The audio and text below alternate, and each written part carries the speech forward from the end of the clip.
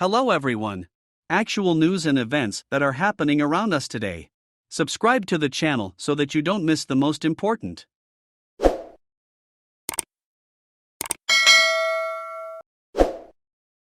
The U.S. Supreme Court on Tuesday cleared the release of Donald Trump's tax returns to a House of Representatives committee, handing a defeat to the Republican former president who had called the Democratic-led panel's request politically motivated. The justices denied Trump's October 31 emergency application to block a lower court's ruling that upheld the Ways and Means Committee's request for his tax records as a justified part of the panel's legislative work. No justice publicly dissented from the decision. The committee, which has sought 6 years of Trump's tax records spanning 2015 to 2020, will have little time to complete its work related to the returns before a Republican takeover of the House. Republicans secured a narrow majority following the November 8 midterm elections and take control of the House and the committee in January. The fight over his tax returns is one of many legal woes for Trump as he moves forward with another run for the presidency in 2024. Trump last week announced the launch of his candidacy.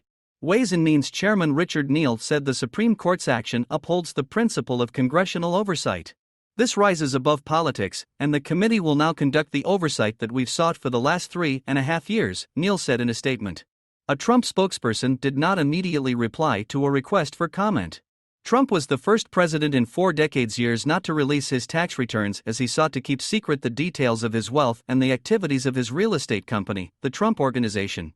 The Ways and Means panel had told the Supreme Court in a legal filing that siding with Trump would harm the constitutional authority of a co-equal branch of government by in effect preventing Congress from completing any investigation involving a former president whenever there are allegations that the investigation was politically motivated. The panel in its request invoked a federal law that empowers its chairman to request any person's tax returns from the Internal Revenue Service, IRS. House Democrats have said they need to see Trump's tax returns to assess whether the IRS is properly auditing presidential returns and to gauge whether new legislation is needed.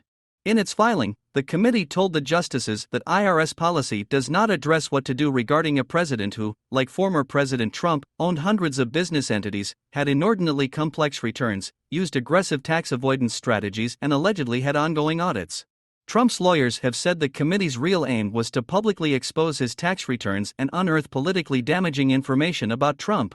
U.S. District Judge Trevor McFadden, a Trump appointee, sided with Congress in December 2021 and threw out the challenge to the committee's request, finding that the committee holds broad authority over a former president's tax returns.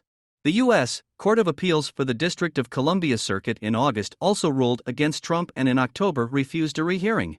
Tuesday's order superseded one issued by Chief Justice John Roberts on November 1 that had effectively paused the dispute and prevented the panel from obtaining the Trump returns while the court considered how to proceed. Trump has mounting legal worries. His real estate company is in the midst of a criminal trial in New York on tax fraud charges. On Tuesday, Donald Bender, a former outside accountant for the company who also prepared Trump's personal tax returns, told jurors that Trump reported net operating losses every year from 2011 to 2018.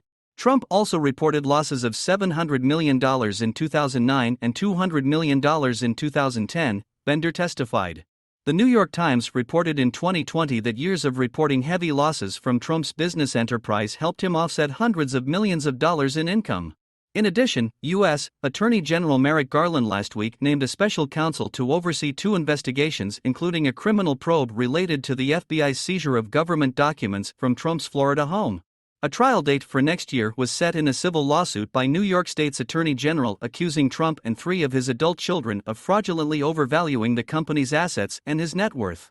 An investigation in Georgia also is examining whether Trump interfered with the 2020 election results in that state.